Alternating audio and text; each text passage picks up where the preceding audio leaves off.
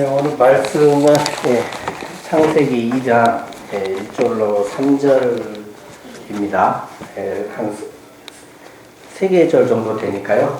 다 같이 읽도록 하겠습니다. 시작. 천지와 만물이 다 이루어지니라. 하나님이 그가 하시던 일을 일곱째 날에 마치시니 그가 하시던 모든 일을 그치고 일곱째 날에 안식하시니라. 하나님이 그 일곱째 날을 복되게 하사 거룩하게 하셨으니 이는 하나님이 그 창조하시며 만드시던 모든 일을 마치시고 그날에 안식하셨음이니라. 아멘. 잠시 기도하겠습니다. 아버지 감사합니다. 하나님의 은혜 안에 지난주부터 창세기 말씀을 함께 나누게 됐습니다. 정말 이 창세기를 통해서 하나님께서 태초에 계획하시고 태초에 이루신 그 구원의 길이 무엇인지 우리 하나님의 자녀들이 온전히 깨달음으로 말미암아 자유함을 갖게 하시고 그 진리 안에서 즐거워하며 하나님의 자녀답게 살아갈 수 있는 저희들이 될 수 있도록 아버지여 축복하여 주시옵소서. 감사드리며 우리 주 예수 그리스도 이름으로 기도드립니다. 아멘. 네, 오랜만에 수요 예배 이렇게 드리니까 좋으신가요? 또 한편으로는 또 교회 안 나오고 이 비대면 예면으로 했던 게 좋지 않았냐 하는 마음도 또 있을 거예요. 그게 우리의 한계입니다. 제가 지금 이렇게 좀 번거롭게 하는 이유가 뭐냐면 기도에 이제 이렇게 노트북으로만 제가 녹화를 하다 보니까 얼굴을 보고 싶다고 하는 이의제기가 들어와서 이게 좀 번거로워요. 이렇게 장비를 누가 딱 이렇게 해주지 않으면. 그래도 이제 이렇게 가지고 왔습니다. 오늘 본문 읽은 것은 창세기 2장 1절로 3절까지인데요. 실질적으로는 저희가 창세기 1장 2절부터 2장 3절까지 설교가 진행이 됩니다. 자, 오늘 제목이 뭐예요? 구원의 길, 그러니까 구속사입니다. 사실 이게 굉장히 중요해요. 이걸 모르기 때문에 우리가 교회를 다니는 기독교인이다, 예수님을 믿는다 하면서도 이단에 빠지기도 하고 또 시험 들었을 때 쉽게 넘어지고 뭐 그렇게 된단 말이죠. 그래서 아는 것이 굉장히 중요한데 의외로 기독교인들이 잘 모릅니다. 물어보면 대답을 잘 못해요. 그냥 막연합니다. 그래서 이렇게 창세기를 통해서 우리가 이 구원의 길만큼은 확실히 우리가 알고 답변해 줄 수 있고 그렇게 되기를 저희가 굉장히 소원하고 있습니다. 자, 창세기 2장 1절과 2절에 보면 이제 천지와 만물이 다 이뤘습니다. 자, 지난주에 배우셨죠? 언제 다 이뤘습니까? 태초에. 그러니까 천지 창조는 뭡니까? 하늘에 속한 자와 하늘에 속하지 않는 땅에 속한 자를 다 만드셨다는 건데 아까 언제 만들었다고요? 태초에. 또 예수님께서 십자가에서 이루셨습니다. 그럼 어떻게 태초에 이루면서 예수님께 십자가에서 또 이룰 수가 있느냐? 지난주에 설명드렸죠. 시간의 개념은 하나님께서 창조하신 것이고 이 물질의 세계에 국한된 거지 하나님의 세계하고 시간이 지배받는 게 아니다. 그러니까 시간이 흘러간다고 해서 하나님의 자녀들이 바뀌질 않아요. 하나님의 자녀는 하나님의 자녀입니다. 그래서 예수님께서 십자가에서 돌아가시기 직전에 마지막으로 하신 말씀이 뭐예요? 다 이루었다. 다 이루신 거죠. 누가 이루셨다고요? 하나님께서. 우리의 구원을 누가 다 이루셨다? 하나님입니다. 근데 이것이 오늘날 우리에게 어떻게 다가오느냐는 거예요. 막연히 그런가 보다.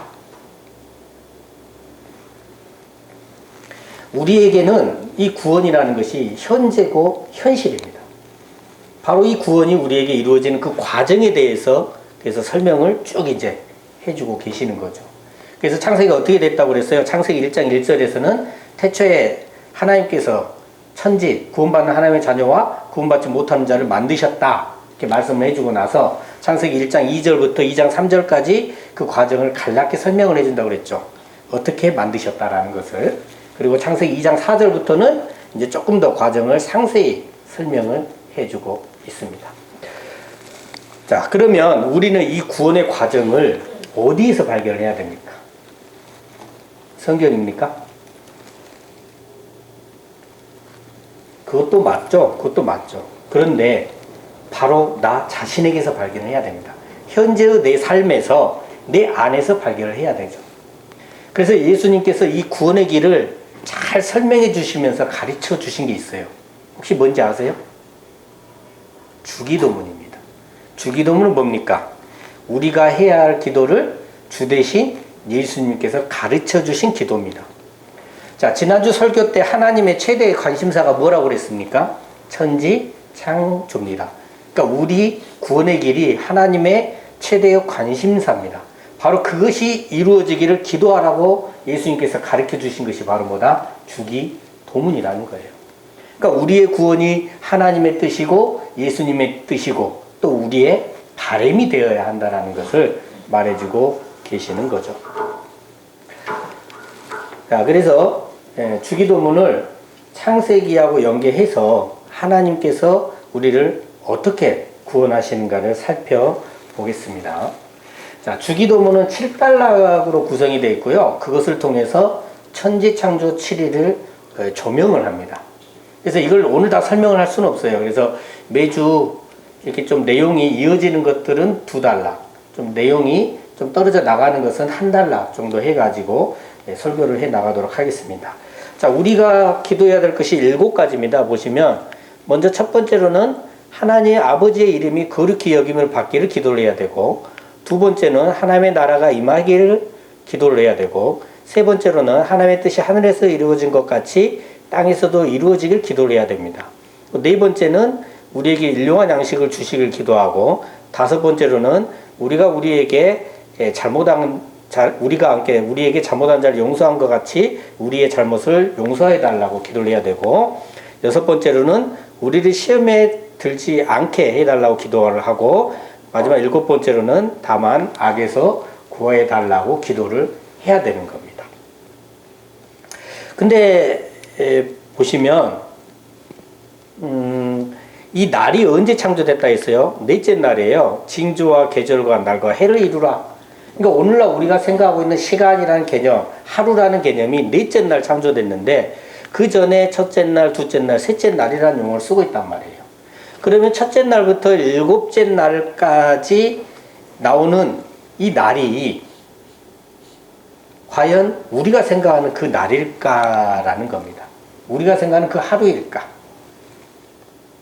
그래도 맞다라고 우기면 참 답답한 노릇이죠. 그래서 이 날이라는 단어를 보면 히브리어로 욤입니다. 그래서 이 단어를 쓴 좀 대표적인 걸 몇 개 갖고 봤는데요. 창세기 2장 17절에서는 선악을 알게 하는 나무의 열매는 먹지 말라. 네가 먹는 날에는 반드시 죽으라. 먹는 날, 정해진 날이 아니라 먹는 그때의 그날에 반드시 죽는다. 그리고 창세기 3절에서는 세월이 지난 후에 땅에서 나처럼, 그러니까 이 세월이라는 단어가 욤이에요. 그러니까 쭉 흘러가다가 어느 시점이 됐을 때 제물을 삼아서 가인이 하나님께 제사를 드렸다는 거죠. 그 다음에 5장 1절에 보아도 하나님이 사람을 창조하실 때에 그때의 모양대로 지었다 그 말이에요. 그 창세기 10장 25절에서도 어떤 그때가 되니까 세상이 나뉘어요. 그 창세기 22장 14절에서도 여호와 이레라고 아브라함이 그 땅의 이름을 지었는데, 그것이 오늘날까지, 지금까지, 이때까지 사람들이 그렇게 부릅니다. 그리고 창세기 25장 24절에서도 그 기한이, 이게 욤인데요, 그 기한이 차니까 쌍둥이를 잉태해요.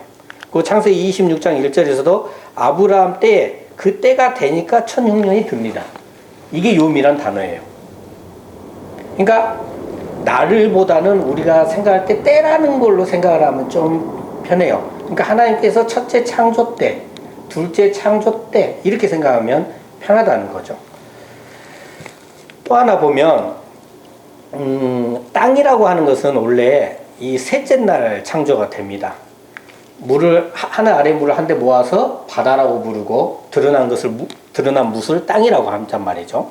그런데 창세기 1장 2절부터 이미 땅이 나와요. 창조를 하기 전에 이미 땅이 등장해서 혼돈하고 공허에 흑암이 깊음에 있다라고 얘기를 합니다. 그럼 도대체 이 땅은 뭐냐? 좀 뭔가 아이고 죄송합니다. 아무튼 이게 보면 앞뒤로 안 맞다라는 거예요. 그죠?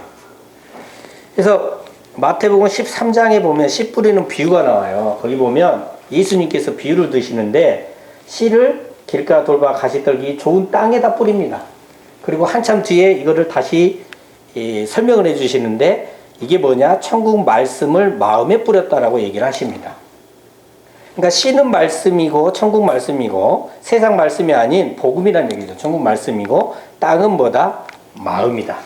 그래서 일단 창세기에 나오는 땅은 뭐라고 생각하면 된다? 우리 마음이라고 생각을 하시면 될 것 같습니다. 그래서 창세기 1장 2절에 이 땅은 우리 마음인데요. 하나님이 알기 전의 마음이에요. 그때는 어쩐다고요? 혼돈하고 공허하며 깊은 흑암 속에 있는 깜깜해 아무것도 안 보이고 완전 뒤죽박죽이 갖고 뭐가 뭔지도 모르는 상태. 그게 우리 마음이었어요. 그래서 우리는 스스로 아무것도 못합니다. 그렇기 때문에 성령께서 수면 위로 운행하십니다. 성령께서 일을 하기 시작을 하셔요. 뭘? 구원의 길로 인도하기 시작하십니다. 자, 이게 우리 삶을 한번 봐보세요. 우리 부모님 밑에 태어났습니다. 그리고 초등학교, 중학교, 고등학교를 거쳐서 청장년이 되고 노년이 돼서 죽음의 길에 이르러요. 그 과정에서요. 고민거리도 정말 많고요. 엄청난 고통이 올 때도 있고 즐거움이 있을 때도 있어요. 그런데 이 삶은 도대체 뭐냐는 거예요. 그냥 매 순간순간 고통스러울 때 고통스러워하고 즐거워할 때 즐거워하면 되는가? 답이 있나요? 그래서 철학을 한다거나 뭐 이런 사람들이 여러 가지 고민을 하고 고민을 해서 많은 가설들을 내놓잖아요. 그 중에 대표적인 것들이 뭐예요? 뭘 좋아합니까, 사람들이? 여러 번 태어난다. 그래서 좀 살아생전에 좀 조문이나 사람은 도로 사람으로 태어나고, 예? 그리고 어떤 사람은 짐승으로 태어나고, 진짜 악질은 뭐 벌레로 태어나고, 또 예전에 뭐 도깨비라는 드라마 보니까 인간이 4번 태어난다. 그러니까 이런 것들은 전부 다 가설일 뿐이에요. 정답이 안 돼요. 아무리 고민하고 인간이 뭔 답을 구하려고 해도 공허하고 답이 없다라는 겁니다. 근데 성경에는 답을 명확히 주고 있는데 인정을 안 하려고 하더라는 거죠. 자, 3절에 보면 그래서 하나님께서 빛이 있으라 하고 4절 보니까 빛이 하나님 보시기에 좋았더라 라고 그럽니다. 우리에게 길을 밝혀주는 이 빛, 이것은 참빛 대신 예수 그리스도시기 때문에 하나님께 보시기에 좋았더라. 그래서 이 빛으로 말미암아 우리가 구원의 길이 시작이 되기 때문에 하나님께서 보시기에 뭐예요? 좋으신 거죠. 사도 바울 잘 아시죠? 사도 바울. 바울은 예수님 만나기 전에 사울이라고 불렀잖아요. 사울은 그 누구보다도 하나님께 대해서 열심이었어요. 그런 사울은 그리스도인들이 율법을 거스린다고 생각했습니다. 성경을 거스리며 하나님을 모독한다고 생각을 했어요. 그래서 예수가 그리스도이시다라고 전하는 그 기독교인들을 보면 격분을 했고 자신을 포함한 유대인들에게 회개하라고 하는 것에 분노했어요. 그래서 예수님을 믿는다는 이유로 그 스데반 집사가 돌 맞아 죽어갈 때 사울은 마땅하다라고 주장을 합니다. 그런 사울이 이제 그때 그리스도인들이 다메섹에 좀 흩어져 있으니까 그 그리스도인들을 다 잡아서 옥에 넣기 위해서 고난을 받아가지고 어떻게 해요? 다메섹으로 가죠. 다메섹에 거의 다 도착이 갈 때쯤에 갑자기 어쩝니까? 강한 빛이 비춥니다. 그래서 사울이 어째요? 땅에 엎드려져서 눈이 멀어가지고 눈을 뜰 수 없게 됩니다. 그때 하늘로부터 소리가 들리죠. 사울아 사울아 네가 왜 나를 핍박하느냐. 주여 니시니까 나는 네가 핍박하는 예수라. 그 후에 이제 예수 믿는 아나니아를 만나서 시력도 회복을 하고 이제 하나님께 사용을 받게 되죠.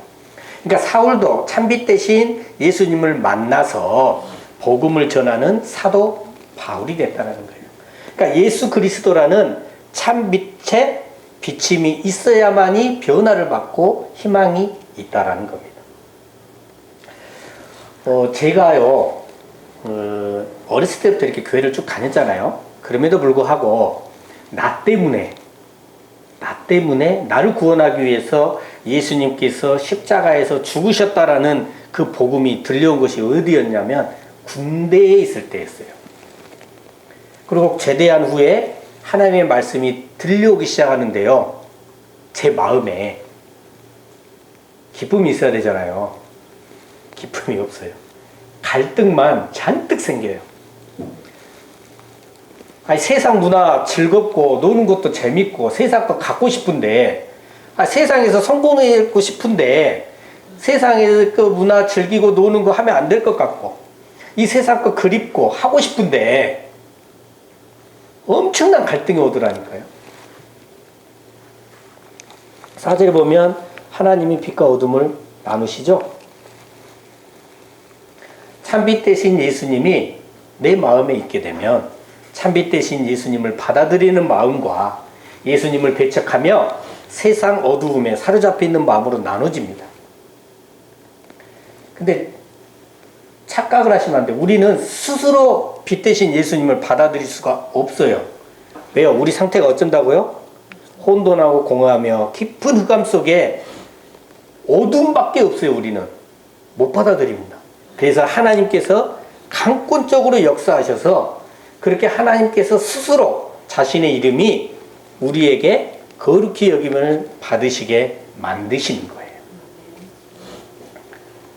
저는 예수님이 믿어지기 시작할 때 기쁨으로 예수님을 잘 믿는 길을 선택을 하거나 그러고자 했던 것이 아니에요.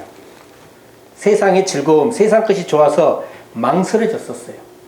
그런데도 불구하고 하나님께서 강권적으로 믿게 하시고 끌고 가시는 겁니다.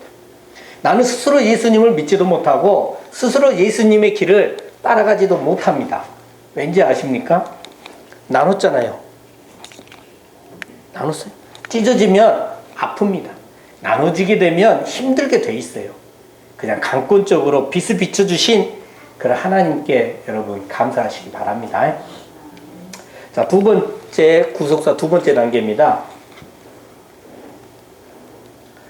이것은 이제 하나님의 나라가 임하시는 단계죠. 자, 창세기 1장 6절부터 8절까지인데요. 여기 보시면은 제가 읽어드릴게요. 하나님이 이르시되 물 가운데 궁창이 있어 물과 물로 나뉘라 하시고 하나님이 궁창을 만드사 궁창 아래의 물과 궁창 위의 물로 나뉘게 하시니 그대로 되니라. 하나님이 궁창을 하늘이라 부르시니라. 저녁이 되고 아침 되니 이는 둘째 날이니라. 자, 여기서 물이 나오죠. 물은 아까 뭐라고 말씀드렸어요? 말씀이라고 말씀드렸고요. 궁창은 하늘이니까 궁창 아래의 물, 궁창 위의 물, 그러니까 하늘 위의 물과 하늘 아래 물로 지금 나눠져 있어요. 그러면 그 가운데 뭐가 껴 있습니까? 하늘이 껴 있습니다. 여러분, 물은요 위에서 아래로 흐르는 것이 자연의 이치입니다. 그래서 하늘이라고 하는 것은 하늘 위의 물을 받아요. 그죠? 그래서 하나님의 뜻이 이루어진 것입니다. 그러니까 하나님께서 정복하셔서 통일시켜서 하나님이 다스리시고 계시는 것. 그러니까 하나님께서 어디에 거하신다? 하늘에 거하시는 거죠. 그래서 하나님은 하나님께서 하늘은 하나님께서 거하시면서 통치하시고 다스리시는 곳이 바로 하늘입니다. 근데 우리 이 마음도 마찬가지예요. 하나님의 말씀이 들려오잖아요. 그러면 하나님의 뜻대로 살고자 하는, 아니 하나님의 뜻대로 살게 하는 그 말씀으로 들려오는 부분이 있는가 하면 하나님의 뜻이 아닌 세상을 쫓아 살아가게 하는 말씀으로 들려오는 부분이 있어요. 가장 주의할 게 뭡니까? 붕괴 같은 데 쫓아다니는 사람들. 전부 다 어떻게 보면 거의 대부분이 세상 복을 받기 위해서 쫓아다녀요. 똑같은 말씀이 쏟아져 나오는데 갈라져서 들려온단 말이죠. 근데 그런 갈등이 잘못된 게 아니에요. 그런 갈등이 있으면 어쩝니까? 하나님의 나라가 임한 거예요. 우리는 원래 아까 혼돈하고 공허하고 흑암이 깊은 그런 존재라고 했잖아요. 어둠밖에 없었어요. 근데 느닷없이 하나님의 나라가 임하니까 하나님의 통치하심이 있게 되니까 우리 안에 갈등이 생기기 시작을 하는 거죠. 그동안에 알고 있던 세상의 가치관, 세상의 도리, 세상의 지식이 하나님의 말씀과 대립돼서 나눠집니다. 이 두 말씀이 우리 안에 함께 공존하면서 우리에게 묻습니다. 하나님의 말씀에 순종할 것인가? 이전대로 세상을 쫓을 것인가? 여러분 갈등이 있으십니까? 그렇다면 하나님의 나라가 이미 여러분에게 임한 것입니다. 아멘을 안 하시네. 하나님은 완벽히 베풀을 원하지는 않잖아요. 그죠? 자, 무엇을 쫓을 것인가 갈등되어질 때 그 하나님의 말씀에 순종하려고 하는 그 순종의 기도를 행하시기를 예수 그리스도 이름으로 축원합니다. 네. 자, 어떻게 보면 첫째 날과 둘째 날 내용이 대동소이하죠. 그래서 한꺼번에 묶었습니다. 그래서 한 가지 참고로 더 짚고 넘어갈 게 하나 있어요. 여기 쭉 보시면은 첫째 날에 빛이 하나님 보시기에 좋았더라. 첫째 날이고요. 둘째 날에는 좋았더라가 없어요. 그 셋째 날에 보시면 땅을 물을 모아서 바다로 칭하시고 땅을 드러나게 하신 다음에 하나님 보시기에 좋았더라 하고요. 그 다음에 씨 맺는 채소와 씨가지 열매 맺는 나무를 내게 해놓고 하나님 보시기에 좋았더라. 두 번 좋았더라 하시죠. 이게 바로 셋째 날입니다. 그 빛과 어둠을 나누게 하신 다음에 하나님이 보시기에 좋았더라. 넷째 날이고 모든 생물 모든 새를 창조하시고 하나님 보시기에 좋았더라. 이게 다섯째 날이에요. 그 짐승과 가축과 땅에 기는 것을 만든 다음에 하나님 보시기에 좋았더라 하고 또 사람을 하나님의 형상대로의 사람을 창조하시고는 하나님 보시기에 심히 좋았더라 그래요. 이게 여섯째 날입니다. 그리고 일곱째 날은 안식하시죠. 그럼 일곱째 날은 안식이니까 빼고 나머지를 쭉 보면 여섯째 날과 셋째 날은 보시기에 좋았더라가 두 번씩이나 나오는데도 불구하고 둘째 날은 어째요? 좋았더라가 없어요. 사무엘 7장 14절 말씀 한번 다 같이 읽어볼까요? 시작. 나는 그에게 아버지가 되고 그는 내게 아들이 되리니 그가 만일 죄를 범하면 내가 사람의 매와 인생의 채찍으로 징계하려니와. 그러니까 아버지 대신 하나님께서 자녀들 우리가 잘못을 하면 어떻게 된다? 사람의 매와 인생의 채찍으로 징계하신다는 거예요. 그 예전에 제가 회사에서 일을 하는데요. 굉장히 좀 어려운 일이었고 답이 안 나와요. 그러니까 막 주민과 주민이 반대 여론에 부대끼고 그 뭐 중앙 정부하고 또 갈등도 있고 해서 해결이 안 되는 거야.